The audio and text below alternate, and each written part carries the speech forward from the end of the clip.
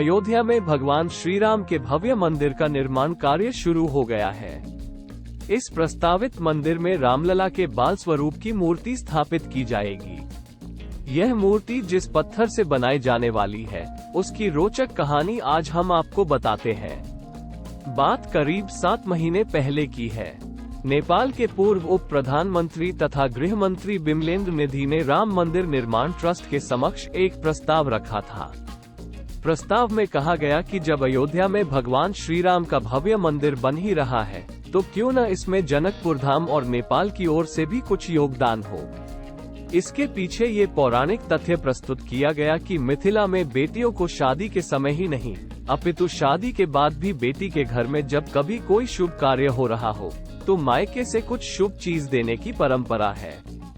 चुनकी माता सीता का मायका जनकपुर धाम नेपाल में है और राम जन्मभूमि अयोध्या धाम में शुभ कार्य होने जा रहा है, तो इसी परंपरा के तहत प्रस्तावित राम मंदिर में जनकपुर धाम और नेपाल का कोई अंश रहे, ऐसी इच्छा प्रकट की गई।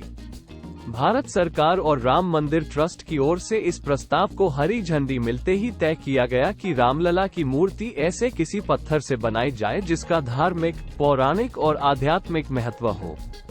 इसी क्रम में नेपाल सरकार ने कैबिनेट बैठक में पवित्र काली गंडकी नदी के किनारे मिलने वाले शालिग्राम के पत्थर को अयोध्या भेजने की स्वीकृति दी। नेपाल सरकार ने ऐसे पौराणिक महत्व के पत्थर को ढूंढने के लिए जियोलॉजिकल और आर्कियोलॉजिकल सहित वाटर कल्चर को समझने वाले विशेषज्ञों की टीम भेजी। आपको बता दें कि जिस पत्थर को अयोध्या भेजा जा रहा है, वह 6.5 करोड़ वर्ष पुराना बताया गया है और इसकी आयु अभी भी 1 लाख वर्ष तक रहने की बात कही गई है। जहां तक इस पत्थर की महत्ता की बात है, तो जान लीजिए कि यह पत्थर नेपाल की पवित्र माने जाने वाली काली गंडकी नदी से लिया गया है। ये नदी भारत में गंगा नदी में मिलती है। इसी नदी के किनारे शालिग्राम के पत्थर पाए जाते हैं। भगवान विष्णु के रूप में शालिग्राम पत्थरों की पूजा की जाती है। इसी कारण इन पत्थरों को देवशिला भी कहा जाता है।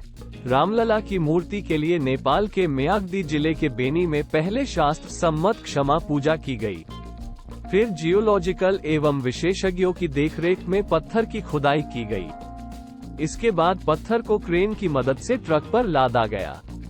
पोखरा में गंडकी प्रदेश की सरकार की तरफ से मुख्यमंत्री खगराज अधिकारी ने इन शालिग्राम पत्थर का जलाभिषेक कर उसे जनकपुर धाम के जानकी मंदिर के महंत को विधिपूर्वक हस्तांतरित किया। पत्थर को पूरे राजकीय सम्मान के साथ लाया जा रहा है। जहां जहां से यह शिला यात्रा गुजर रही है, पूरे रास्ते भर भक्तजन और श्रद्धालुओं द्वारा दर्शन और पूजा की जा रही है।